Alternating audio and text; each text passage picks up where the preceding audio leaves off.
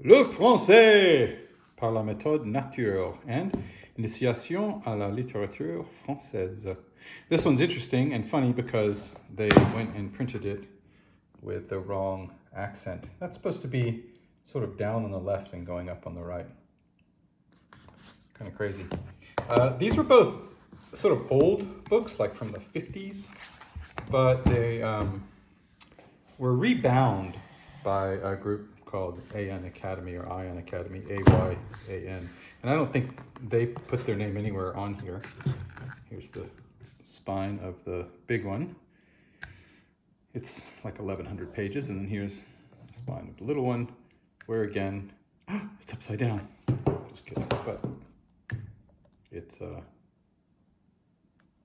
they've got that accent that's wrong. So they've taken these books that were put together and they've rebound them with a ribbon, and they sort of, clean the pages up a little bit. So yeah, so let's see, this was Français par la méthode nature. The idea is that it's for helping to teach French.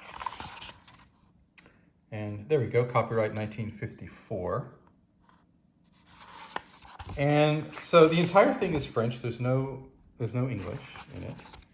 And it starts off sort of very simple, and it's supposed to be giving a natural method of learning to read French. So they have a lot of little illustrations, and then they start off very, very slow. And this is the International Phonetic Alphabet or something like that, where so if you know that, then you can try to learn it here. And they have some side things here. So, okay, Monsieur Duclos is a man. Madame Duclos is a woman. Jean is a boy, and Henri is a boy. Jean and Henri are two boys. Okay, so it's very, very sort of simple. And then at the end of each one of these, there's an exercise where they, or several exercises, where you're supposed to answer questions and things like that. And then as it gets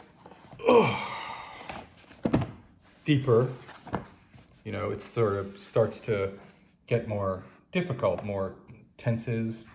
For instance, this is a past tense that is only used in literature. People don't even talk like this. It's only used, yes, French has a special past tense that's only used in literature. And so it gets more and more complicated. So, you know, in the end, he reorganized the instruction, I don't know, and then put under the direction of the state. Gosh, I mean, something under the direction of the state.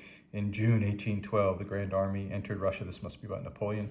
That's the army, was formed made up of 190,000 French, 30,000 Austrians. Anyway, as you can see, it's getting a lot more complicated.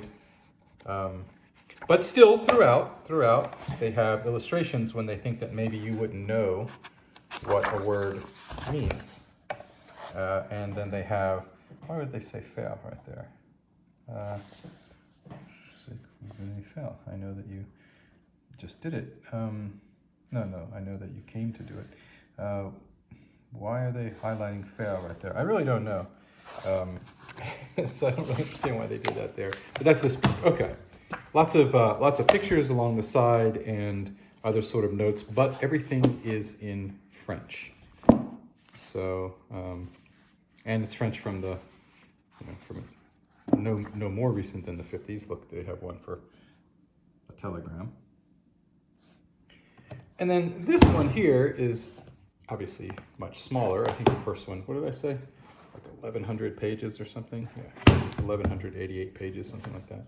And this one is much smaller and is made up of not educational stuff, but little actual pieces of writing from actual people. So we have Guy de Maupassant. I have another book by Georges Simenon, the Lettre à ma mère, Letter to My Mother. And so these are taken from actual literature. And it starts off at a higher level, but then you still have these pictures and things to help you learn. So the idea is to get you from a basic level to a very, a reasonably high level of reading French. what they've done is these first few, if it's been really difficult sentences, they sort of replace them with easier ones. And then the later ones, they do that less and less, or not at all. In the last few, they don't replace anything or take anything out.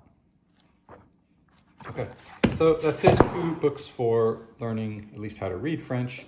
Le Français, it's the natural method, and then an initiation into French literature.